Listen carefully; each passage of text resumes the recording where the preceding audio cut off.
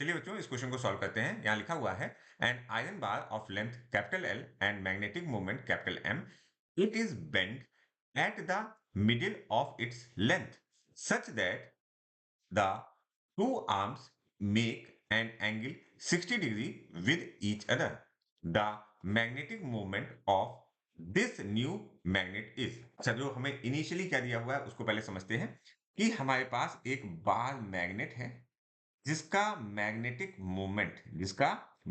Moment जो है that is given to us m, और इसकी लेंथ जो है l है।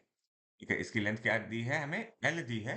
तो एक साइड को आप क्या कह सकते हैं, नॉर्थ पोल, और एक साइड को साउथ पोल कह सकते हैं, या हम पोल स्टैंड के टर्म में लिखेंगे तो एक को हम प्लस एम लिख सकते हैं और दूसरे को माइनस एम लिख सकते हैं।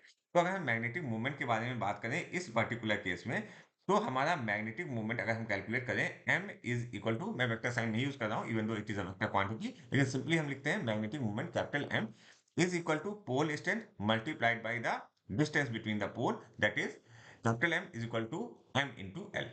अब हमने किया क्या है, अब हमने इसी बार मैग्नेट को, ये जो दिया हुआ था, इसको हमने ऐसा मिड से कर दिया है कि वो 60 डिग्री का एंगल बना दे। ठीक है, इसको बनाने की कोशिश करते हैं, कुछ इस तरीके का होगा।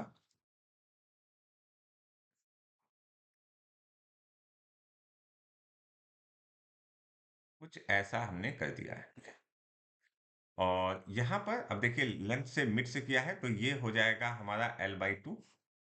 इसी तरह से यहां तक का डिस्टेंस जो हो जाएगा दैट इज अगेन L/2, और ये जो एंगल गिवन है दैट इज 60 हो जाएगा।